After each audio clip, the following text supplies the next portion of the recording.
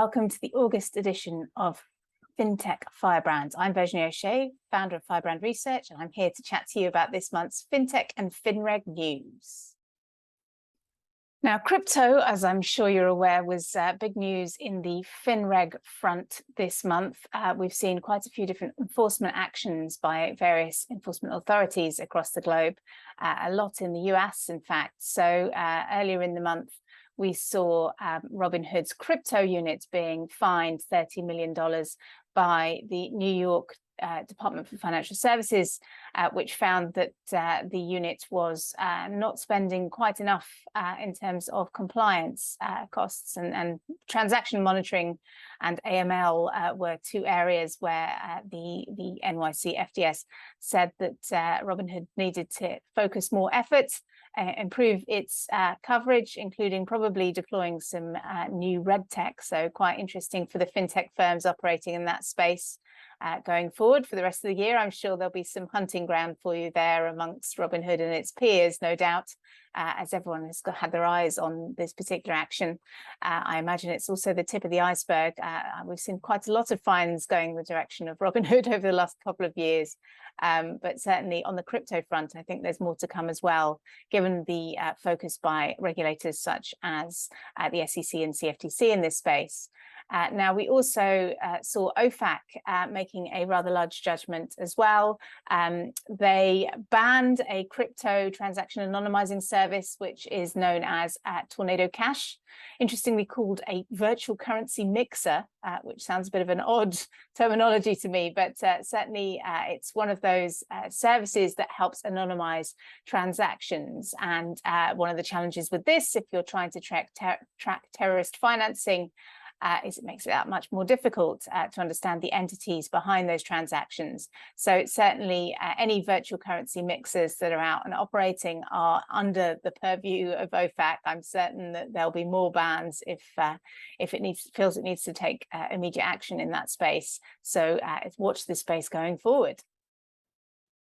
Now, it's also interesting to note that despite crypto winter, some of these enforcement actions that are going on across the globe, a lot heightened regulatory awareness, the ongoing developments with regards to MiCA at the ESMA level, we're seeing more progress as that regulation evolves.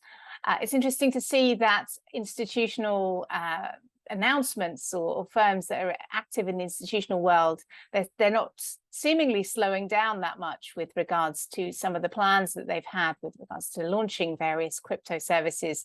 Now, this month, there was an announcement. Seems like a big news, but it's probably behind the hood only just an API. But Coinbase and BlackRock made an announcement that Aladdin is now connected to Coinbase's wallet, and it will help anyone that's wishing to access Coinbase's services from the institutional realm and make it much easier, and especially those users of Aladdin, of course. And that's one area that we're seeing that develop.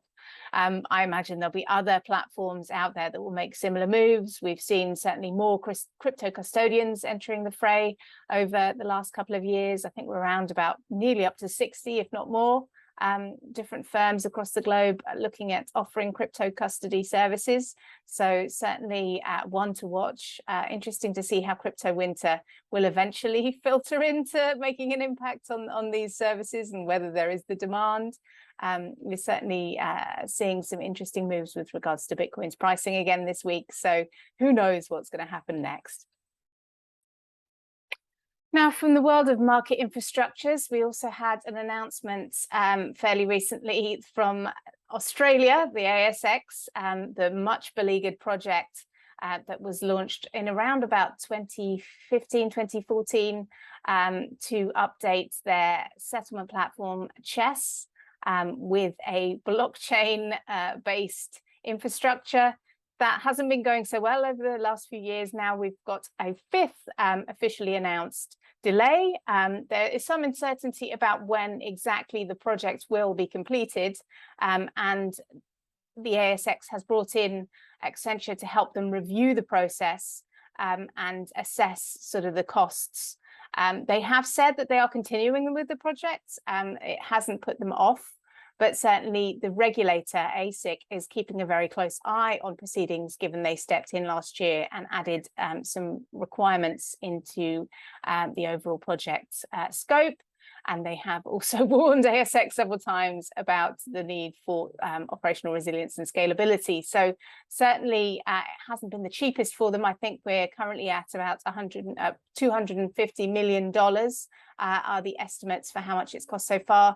I imagine that price ticket's going to go up further still. So maybe it will impact the adoption of blockchain in this particular area. We have yet to see, but it's certainly something to keep a very close eye on too. Now, there's also some summer reading for you all lucky people that may be reclining on the beach at the moment that work in operations, if you're lucky enough to have managed to get a holiday this year. Unfortunately, as you can see, I'm still in Firebrand HQ, but certainly hope to be getting away later in the year. But for those of you that do have a little bit of time, you have lucky people out there, 175 pages of the T+1 playbook to read through before the summer ends. Now, every time we've had a reduction in the settlement cycle, we've seen the major associations in the US club together with various consulting firms to help them put together this playbook, which gives you essentially a rundown and a full list of different things that you have to bear in mind when it comes to revising and amending your systems for the move, including detailing regulatory steps that will be taken, and for that matter, steps that are going to be taken by DTCC and its various divisions with regards to helping ease the move. So certainly some reading there. Hopefully it won't take too long to get through. There's certainly a lot of graphics and things that will help it make it a little easier to read, but it does give you the detail that you need. So further action for everybody on the beach there. And another big news flash item, I guess, on the ESG front comes to us from Singapore, where the first green sovereign bond was issued at the start of August. Monetary Authority of Singapore announced that its inaugural sovereign green bonds, which is called the Green Singapore Government Securities brackets infrastructure bonds, very catchy, was launched the first week of the month. Certainly that is a large step. It's something that's part of the commitment that Singapore has made to move to a more sustainable economy. There's obviously similar moves going on all across the different major markets around the world. It will be interesting to see the take up of the bond, and certainly there has been international interest. ESG, as you know, is another topic I talk about every time we do these. So certainly will be interesting to see how that progresses going forward. There's been, as I mentioned in one of the previous episodes, some degree of backlash against ESG. We are seeing more and more products coming out that are anti-ESG in sentiment. So it will be interesting to see whether these government securities will generate a bit more interest on the opposite side of the coin, and how many other jurisdictions, particularly across the Asia-Pacific region, will follow suit with regards to what's going on at MAS. And that brings me to my final thoughts for the month. I think there's been a lot of discussion about the sort of the nature of FinReg and how it is shaping the industry agenda, how it's impacted the industry over the last decade or so. Certainly, we have seen a significant increase in the regulatory burden.